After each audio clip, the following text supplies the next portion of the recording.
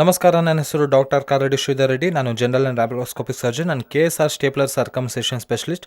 ಇವತ್ತು ಅಸಲಿಗೆ ಬೆಲೆನಿಟಿಸ್ ಅಂದರೆ ಏನು, ಬೆಲೆನಿಟಿಸ್ ಯಾರಿಗೆ ಅಟ್ಯಾಕ್ ಆಗುತ್ತೆ, ಬೆಲೆನಿಟಿಸ್ ಗುಣಪಡಿಸೋ ಆಧುನಿಕತೆ ಚಿಕಿತ್ಸೆ ಟ್ರೀಟ್ಮೆಂಟ್ ರೇಂಜ್ ಹಾಸ್ಪಿಟಲ್ನಲ್ಲಿ ಏನು ಅವೈಲೇಬಲ್ ಇದೆ ಅನ್ನೋ ವಿಚಾರಗಳನ್ನ ತಿಳ್ಕೊಳ್ಳೋಣ. ಸೊ ಬೆಲೆನಿಟಿಸ್ ಅಂದರೆ ಏನು? ಅಂಗದ ಮುಂದಿನ ಚರ್ಮ ಏನಿದೆ ಅದು ಫ್ರೀಯಾಗಿ ಮೂವ್ ಆಗ್ತಿರಬೇಕು, ಹಿಂದಕ್ಕೆ ಮುಂದಕ್ಕೆ ಫ್ರೀಯಾಗಿ ಮೂವ್ ಆಗಬೇಕು. ಹಾಗೆ ಫ್ರೀಯಾಗಿ ಮೂವ್ ಆಗದೆ ಸ್ಟಕ್ ಆಗೋಗೋದು, ಹಾರ್ಡ್ ಆಗೋಗೋದು, ಹಿಂದಕ್ಕೆ ಎಳೆದಾಗ ವಿಪರೀತವಾದ ಉರಿ ಆಗೋದು, ಕ್ರ್ಯಾಕ್ಸ್ ಫಾರ್ಮ್ ಆಗೋದು, ಇಂಥರದ್ದೆಲ್ಲ ನೋಡ್ತಿರ್ತೀವಿ. ಈ ಬೆಲೆನಿಟಿಸ್ ಆಗೋದಕ್ಕೆ ಮುಖ್ಯ ಕಾರಣ ಅಸಲಿಗೆ ಇದು ಬರೋದಕ್ಕೆ ಅದ್ರ ಬ್ಯಾಕ್ಗ್ರೌಂಡ್ ನೋಡೋದಾದರೆ ಡಯಾಬಿಟಿಸ್, ಶುಗರ್. ಯಾವಾಗ ಪುರುಷರಿಗೆ ಶುಗರ್ ಅಟ್ಯಾಕ್ ಆಗುತ್ತೋ ಅವರಿಗೆ ಇಮಿಡಿಯೇಟಾಗಿ ಬರೋ ಸಿಂಪ್ಟಮ್ಸ್ ಏನಂದರೆ ಬೆಲೆನಿಟಿಸ್. ಸೊ ಈ ಬೆಲೆನಿಟಿಸ್ ಅಂದರೆ ಏನಂದರೆ ಅಂಗದ ಮುಂದೆ ಇರುವ ಚರ್ಮದ ಒಂದು ಎಲಾಸ್ಟಿಸಿಟಿ ಹಾಳಾಗೋಗೋದನ್ನೇ ಬೆಲೆನಿಟಿಸ್ ಅಂತೀವಿ. ಅಂಗದ ಮುಂದೆ ಇರುವ ಚರ್ಮ ಏನಿದೆ ಅದು ಈ ರಿಕರೆಂಟ್ ಯೂರಿನಲ್ಲಿರೋ ಶುಗರ್ಸ್ ಅಟ್ಯಾಕ್ ಆಗೋದ್ರಿಂದ ಒಂದು ರೀತಿಯಾದ ಇನ್ಫ್ಲಮೇಟರಿ ಪ್ರಾಸೆಸ್ ಅನ್ನೋದು ಸ್ಟಾರ್ಟ್ ಆಗುತ್ತೆ. ಯೂಶಲ್ ಆಗಿ ಅಂಗದ ಮುಂದಿನ ಚರ್ಮ ಎಲಾಸ್ಟಿಕ್ ಆಗಿರುತ್ತೆ, ಬಟ್ ಬೆಲೆನಿಟಿಸ್ ಬಂದಿರೋರಿಗೆ ಆ ಎಲಾಸ್ಟಿಸಿಟಿ ಹೊರಟೋಗುತ್ತೆ. ಎಲಾಸ್ಟಿಸಿಟಿ ಹೊರಟೋಗಿ ಆ ಮುಂದೆ ಇರುವ ಚರ್ಮ ಪೂರ್ತಿ ಮಂದ ಆಗೋಗುತ್ತೆ, ದಪ್ಪಗಾಗಿ ತಿಕ್ಕಾಗೋಗುತ್ತೆ, ತನ್ನ ಸ್ವಭಾವ ಕಳ್ಕೊಳ್ಳುತ್ತೆ. ಸ್ವಲ್ಪ ಹೆಚ್ಚು ಗಮನಿಸಿದರೆ ಕಲರ್ ಚೇಂಜಸ್ ಆಗೋಗೋದು, ಸ್ವಲ್ಪ ವೈಟಿಶ್ ರೆಡ್ ಕಲರ್ನಲ್ಲಿರುತ್ತೆ. ಅಷ್ಟೇ ಅಲ್ಲದೆ ನಾವು ಬಲವಂತವಾಗಿ ಹಿಂದೆ ಕೇಳಿದ್ರೆ ಆ ಕಾರ್ನರ್ಸ್ನಲ್ಲಿ ಕ್ರ್ಯಾಕ್ಸ್ ಅಂದರೆ ಸೀಳ್ಕೊಳುತ್ತಿರುತ್ತೆ. ಆ ಸೀಳಿನಿಂದ ಕ್ಯೂ ಬರೋದು, ಒಳಗಿನಿಂದ ಬೆಳ್ಳಗಿನ ಅಂಟು ಪದಾರ್ಥ ಸೋರೋದು, ಇವೆಲ್ಲ ಬೆಲೆನಿಟಿಸ್ ಲಕ್ಷಣಗಳು. ನಾವು ಇದನ್ನೇ ಹೀಗೆ ನೆಗ್ಲೆಕ್ಟ್ ಮಾಡಿದರೆ ಈ ಬೆಲೆನಿಟಿಸ್ನಿಂದ ಏನಾಗುತ್ತೆ ಅಂದರೆ ಕ್ಲೀನ್ ಮಾಡ್ಕೋಬೋದು ಬಿಡು, ಏನೋ ಟ್ಯಾಪ್ ವಾಟರ್ನಲ್ಲಿ ಒಳಗೆ ಕೈ ಹಾಕಿ ಕ್ಲೀನ್ ಮಾಡ್ಕೊಳ್ಳೋದು, ಹೀಗೆಲ್ಲ ಮಾಡ್ತಾ ಇರ್ತಾರೆ ಬಹಳ ಜನ. ಈ ಬೆಲೆನಿಟಿಸ್ ಸೆಲ್ಫ್ ಲಿಮಿಟಿಂಗ್ ಡಿಸೀಸ್, ಅಂದರೆ ನಾವು ಅದನ್ನು ಬಿಟ್ಬಿಟ್ರೆ ತಾನಾಗಿ ಹೀಲ್ ಆಗುತ್ತೆ. ಬಟ್ ಹೀಲ್ ಆಗೋದಾಗೆಲ್ಲ ಏನಾಗುತ್ತೆ ಅಂದರೆ ಚರ್ಮದ ಒಂದು ಕ್ವಾಲಿಟಿ ಹೋಗೋದ್ರಿಂದ ಮುಂದೆ ಇರೋ ಚರ್ಮ ದಿನಕ್ಕೂ ಮೆಲ್ಲಗೆ ಹತ್ರ ಬಂದ್ಬಿಡುತ್ತೆ. ಒಂದು ದಿನಕ್ಕೆ ಅದು ಕಂಪ್ಲೀಟಾಗಿ ಬ್ಲಾಕ್ ಆಗೋಗುತ್ತೆ, ಈವನ್ ಮೂತ್ರ ಮಾಡೋದಕ್ಕೂ ಸಾಧ್ಯವಾಗಲ್ಲ. ಸೊ ಬೆಲೆನಿಟಿಸ್ನ ಹಾಗೆ ಬಿಡೋದ್ರಿಂದ ಆ ಚರ್ಮದಲ್ಲಾಗೋ ಇನ್ಫ್ಲಮೇಷನ್ ಪ್ರಾಸೆಸ್ ಮಾತ್ರವಲ್ಲದೆ ಮೆಲ್ಲಗೆ ಗ್ಲ್ಯಾನ್ಸ್ಗೆ ಅಂದರೆ ಒಳಗೆ ಅಂಗದ ಒಂದು ಒಳಗಿನ ಭಾಗವಾಗೂ ಕೂಡ ಅಂಟುಕೊಂಡು ಅದು ಕೂಡ ಇನ್ಫ್ಲಮೇಷನ್ಸ್ಗೆ ಗುರಿಯಾಗುತ್ತೆ. ಅದರಿಂದ ಕೆಂಪಗಾಗೋಗೋದು, ಅಲ್ಸರ್ಸ್ ಫಾರ್ಮ್ ಆಗೋದು, ಹುಣ್ಣಾಗೋದು, ವಿಪರೀತವಾದ ನೋವು ಬರೋದು, ಅಲ್ಲಿಂದ ಕ್ಯೂ ಸೋರೋದು, ಈ ಥರದ್ದೆಲ್ಲ ನೋಡ್ತೀವಿ. ಇದನ್ನೇ ಬೆಲೆನೋಪಾಸಿಟಿಸ್ ಅಂತೀವಿ. ಈ ಬೆಲೆನೋಪಾಸಿಟಿಸ್ ಆಗಲಿ ಮುಖ್ಯವಾಗಿ ಇದು ಬರೋದಕ್ಕೆ ಕಾರಣ ಏನಂದರೆ ಡಯಾಬಿಟಿಸ್, ಶುಗರ್. ಸೊ ಬಹಳ ಮಂದಿ ನನ್ನ ಹತ್ರ ಬರೋ ಪೇಷಂಟ್ಸ್ಗೆ ನಾನು ಹೇಳೋ ಸಿಂಪ್ಟಮ್ಸ್ನ ನೋಡಿಕೊಂಡು ಅವರಿಗೆ ಶುಗರ್ಸ್ ಇದೆಯಾ ಅಂತ ತಿಳ್ಕೊಂಡು ಶುಗರ್ ಡಾಕ್ಟರ್ಸ್ನ ಭೇಟಿ ಆಗ್ತಾರೆ. ಸೊ ತುಂಬ ಜನ ಶುಗರ್ ಪೇಷಂಟ್ಸ್ಗೆ ಇರೋ ಈ ಪ್ರಾಬ್ಲಮ್ನ ನಾವು ನೆಗ್ಲೆಕ್ಟ್ ಮಾಡ್ತಾ ಇರ್ತೀವಿ. ಇದರಿಂದ ಏನಾಗುತ್ತೆ ಅಂದರೆ ಒಳಗಿರೋ ಪಾರ್ಟ್ಸ್ ಒಂದಕ್ಕೊಂದು ಅಂಟ್ಕೊಂಡು ಬೆಲೆನೋಪಾಸಿಟಿಸ್ ಆಗೋಗಿ ಕೊನೆಗೆ ಆಪರೇಷನ್ಸ್ ಕೂಡ ಮಾಡೋದಕ್ಕೆ ಸಾಧ್ಯವಾಗದೇ ಇರೋ ರೀತಿ ಡ್ಯಾಮೇಜ್ ಆಗೋಗುತ್ತೆ. ರೆಕಾರ್ಡ್ಸ್ ನೋಡೋದಾದರೆ ಕ್ಯಾನ್ಸರ್ ಏನಿರುತ್ತೆ, ಈ ಪೆನೈಲ್ ಕ್ಯಾನ್ಸರ್ ಏನಿರುತ್ತೆ, ಬೆಲೆನೋಪಾಸಿಟಿಸ್ ಬಂದಿರೋ ಪೇಷಂಟ್ಸ್ಗೆ 7 to 8% ಬರೋ ಚಾನ್ಸಸ್ ಇರುತ್ತೆ. ಸೊ ಒಂದು ರೀತಿಯಲ್ಲಿ ನೋಡೋದಾದರೆ ಇದು ಕ್ಯಾನ್ಸರ್ ಆಗಿ ಕೂಡ ಬದಲಾಗ್ಬೋದು.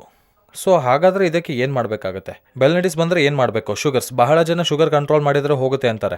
ಶುಗರ್ ಕಂಟ್ರೋಲ್ನಲ್ಲಿದ್ದರೆ ಬೆಲೆನಿಟಿಸ್ ಅನ್ನೋದು ಸೆಲ್ಫ್ ಲಿಮಿಟಿಂಗ್ ಡಿಸೀಸ್, ಹಾಗಾಗಿ ಆದಷ್ಟಕ್ಕೆ ಅದೇ ಕಡಿಮೆ ಆಗುತ್ತೆ.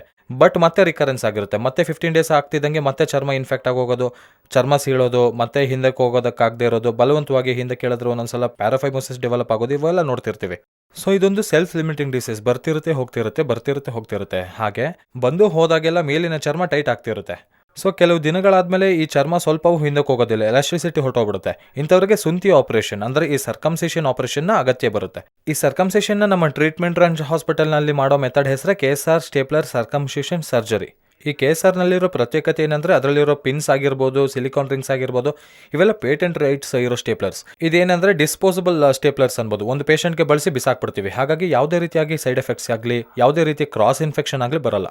ಸೊ ಇದರಲ್ಲಿ ಬೇರೆ ಬೇರೆ ರೀತಿಯಾದ ಸ್ಟೇಪ್ಲರ್ಸ್ ಸಿಗುತ್ತೆ. ನಮ್ಮಲ್ಲಿ 2-3 ರೀತಿಯಾದ ಸ್ಟೇಪ್ಲರ್ಸ್ ಇದೆ. ಆ 2-3 ರೀತಿಯಾದ ಸ್ಟೇಪ್ಲರ್ಸ್ ಯಾವುದಕ್ಕಾಗಿ ಅಂದರೆ ಇದರಲ್ಲಿ ಕ್ವಾಲಿಟಿಗೆ ತಕ್ಕ ಸ್ಟೇಪ್ಲರ್ಸ್ ನಾವು ತಯಾರಿಸಿರ್ತೀವಿ. ಸೊ ಈ ಸ್ಟೇಪ್ಲರ್ಸ್ ಮಾಡೋದು 5 minutes ಪ್ರೊಸೀಜರ್ ಅಷ್ಟೇ. ವಿತಿನ್ 30 minutes ಡಿಸ್ಚಾರ್ಜ್ ಮಾಡಿ ಕಳಿಸ್ತೀವಿ. ಅಲ್ಲಿ ಸ್ಕಿನ್ ಕಟ್ ಮಾಡಿದ ಕೂಡಲೇ ಆಟೋಮೆಟಿಕ್ಕಾಗಿ 20 to 24 ಪಿನ್ಸ್ ಹೊರಗಿರುತ್ತೆ. ಆ ಪಿನ್ಸ್ ಎಲ್ಲವೂ ಬೀಳುತ್ತೆ, ಅದ್ರ ಮೇಲೆ ಅಟ್ಯಾಚ್ ಆಗೋಗಿ ಟೈಟಾಗಿ ಬ್ಲೀಡಿಂಗ್ ಆಗದೆ ಇರೋ ಹಾಗೆ ಅಟ್ಯಾಚ್ ಆಗೋಗುತ್ತೆ. ಸೊ ಈ KSRನಲ್ಲಿರೋ ಅಡ್ವಾಂಟೇಜ್ ಏನಂದರೆ ಬ್ಲೀಡಿಂಗ್ ಇರಲ್ಲ, ಯಾವುದೇ ರೀತಿ ಪೇಯ್ನ್ ಇರಲ್ಲ, ಯಾವುದೇ ರೀತಿ ಎಡಿಮಾ ಊತ ಕೂಡ ಬರೋದಿಲ್ಲ. ಈ ಸರ್ಜರಿ ಆದಮೇಲೆ ಒಂದು ಸಿಲಿಕಾನ್ ರಿಂಗ್ ಇರುತ್ತೆ ಮಧ್ಯದಲ್ಲಿ, ಆ ಸಿಲಿಕಾನ್ ರಿಂಗ್ ಆಟೋಮೆಟಿಕ್ಕಾಗಿ 10 to 12 daysನಲ್ಲಿ ಬಿದೋಗೋದ್ರಿಂದ ಪಿನ್ಸ್ ಕೂಡ ಬಿದೋಗುತ್ತೆ. ಸೊ ಹಾಗಾಗಿ ಹಾರ್ಡ್ಲಿ 8 to 10 daysನಲ್ಲಿ ಈ ಪಿನ್ಸ್ ಎಲ್ಲವೂ ಬಿದೋಗುತ್ತೆ. ಸೊ ಈ 8 to 10 days ಪಿನ್ಸ್ ಬಿದ್ದೋಗೋವರೆಗೂ ನಾವು ರೆಸ್ಟ್ ಮಾಡಬೇಕು ಅನ್ನೋ ಅಗತ್ಯ ಇರಲ್ಲ. ವಿತಿನ್ ಹಾಫ್ ಅನ್ ಅವರ್ನಲ್ಲಿ ಡಿಸ್ಚಾರ್ಜ್ ಆದ ಕೂಡಲೇ ಪೇಷಂಟ್ ಡೈರೆಕ್ಟಾಗಿ ಆಫೀಸ್ಗೆ ಹೋಗ್ಬೋದು, ಡೈರೆಕ್ಟ್ ಅವರ ಕೆಲಸಕ್ಕೆ ಹೋಗ್ಬೋದು. ಮಾಡಬಾರ್ದು ಅನ್ನೋದು ಎರಡು ಕೆಲಸ ಏನಂದರೆ ಖಚಿತವಾಗಿ ಇಂಟರ್ಕೋರ್ಸ್ ಮಾಡಬಾರ್ದು 1 monthವರೆಗೂ. ಆ್ಯಂಡ್ ಅಂಗ ಎರೆಕ್ಷನ್ ಆಗ್ದಂಗೆ ನೋಡ್ಕೊಳ್ದಂಗೆ, ಅಂಗಸ್ತಂಭನ ಆಗ್ದಂಗೆ ನೋಡ್ಕೋಬೇಕು. ಈ ಎರೆಕ್ಷನ್ಸ್ ಬಂದಿರೋ ಸಾಕಷ್ಟು ಜನ ಕೇಳೋದೇನೆಂದರೆ ಡೇ ಟೈಮ್ನಲ್ಲಾದರೆ ಕಂಟ್ರೋಲ್ ಮಾಡ್ಬೋದು, ಕಂಟ್ರೋಲ್ ಆಗದೆ ಇರೋ ಹಾಗೆ ಎರೆಕ್ಷನ್ಸ್ ಹೇಗೆ ಅರ್ಲಿ ಮಾರ್ನಿಂಗ್ ಎರೆಕ್ಷನ್ಸ್ ಇರುತ್ತೆ, ಅದಕ್ಕೇನು ಮಾಡಬೇಕು ಅಂತ. ಸೊ ಅರ್ಲಿ ಮಾರ್ನಿಂಗ್ ಎರೆಕ್ಷನ್ಸ್ ಏನಂದರೆ ಮಾರ್ನಿಂಗ್ ನಮಗೆ ಹಾರ್ಮೋನಲ್ ಲೆವೆಲ್ ಹೆಚ್ಚಿರುತ್ತೆ. ಹಾಗಾಗಿ ಅರ್ಲಿ ಮಾರ್ನಿಂಗ್ ನಾವು ಎರೆಕ್ಷನ್ಸ್ ಜೊತೆಲೇ ಎದ್ದೇಳ್ತೀವಿ. ಸೊ ಆ ಎರೆಕ್ಷನ್ಸ್ನ ಅವಾಯ್ಡ್ ಮಾಡೋದಕ್ಕೆ ಏನು ಮಾಡಬೇಕು ಅಂದರೆ ಅರ್ಲಿ ಮಾರ್ನಿಂಗ್ 3 to 5 ಅಲಾರಾಮ್ ಇಟ್ಕೊಂಡು ಎವ್ರಿ ಹಾಫ್ ಆನ್ ಅವರ್ ಒಂದೊಂದ್ಸಲ ಎದ್ದು ಅತ್ತಿತ್ತ ತಿರುಗಾಡೋದ್ರಿಂದ ಹಾರ್ಮೋನಲ್ ಲೆವೆಲ್ ಅನ್ನೋದು ಡೌನ್ ಆಗುತ್ತೆ. ಹಾಗಾಗಿ ನಮಗೆ ಎರೆಕ್ಷನ್ಸ್ ಕೂಡ ಕಂಟ್ರೋಲ್ ಇರುತ್ತೆ. ಒಂದು ವೇಳೆ ಹಾಗೇನಾದರೂ ಎರೆಕ್ಷನ್ಸ್ ಆಗಿಬಿಟ್ರೆ ಏನಾಗುತ್ತೆ ಅಂದರೆ ಒಂದೊಂದ್ಸಲ ಬ್ಲೀಡ್ ಆಗೋ ಅವಕಾಶ ಇರುತ್ತೆ, ಒಂದೊಂದ್ಸಲ ಊತ ಬರೋ ಚಾನ್ಸಸ್ ಇರುತ್ತೆ, ಒಂದೊಂದ್ಸಲ ಈ ಹೀಲಿಂಗ್ ಡಿಲೇ ಆಗೋ ಚಾನ್ಸಸ್ ಇರುತ್ತೆ. ಸೊ ಮ್ಯಾಕ್ಸಿಮಮ್ ಎರೆಕ್ಷನ್ಸ್ನ ನಾವು ಕಂಟ್ರೋಲ್ ಮಾಡೋದಕ್ಕೆ ಪ್ರಯತ್ನ ಮಾಡಬೇಕಾಗುತ್ತೆ. ಸೊ ಯಾರಿಗಾದರೂ ಈ ಲಕ್ಷಣಗಳಿದ್ರೆ, ಈ ಬೆಲೆನಿಟೀಸ್ ನಾನು ಹೇಳಿದ ಲಕ್ಷಣಗಳಿದ್ರೆ ಅದನ್ನು 100% ಬೆಲೆನಿಟೀಸ್ ಅಂತ ನಿರ್ಧಾರ ಮಾಡ್ಕೊಳ್ಳಿ.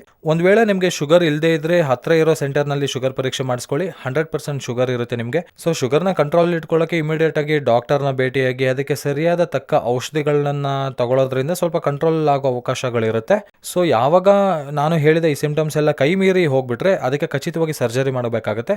ಅದರ ಹೆಸರೇ KSR ಸ್ಟೇಪ್ಲರ್ ಸರ್ಕಮ್ಸಿಷನ್ ಸರ್ಜರಿ. ಅದು 100% ಟ್ರೀಟ್ಮೆಂಟ್ ರೇಂಜ್ ಹಾಸ್ಪಿಟಲ್ನಲ್ಲಿ ಚಿಕಿತ್ಸೆ ಅವೈಲೇಬಲ್ ಇರುತ್ತೆ. ಯಾರಿಗಾದರೂ ಈ ಸಿಂಪ್ಟಮ್ಸ್ ಕಂಡು ಬಂದರೆ ತಪ್ಪದೆ ನನ್ನನ್ನು ಟ್ರೀಟ್ಮೆಂಟ್ ರೇಂಜ್ ಹಾಸ್ಪಿಟಲ್ನಲ್ಲಿ ಭೇಟಿಯಾಗಿ ಇದಕ್ಕೆ ಶಾಶ್ವತ ಪರಿಹಾರ ಕಂಡುಕೊಳ್ಳಿ. Thank you very much.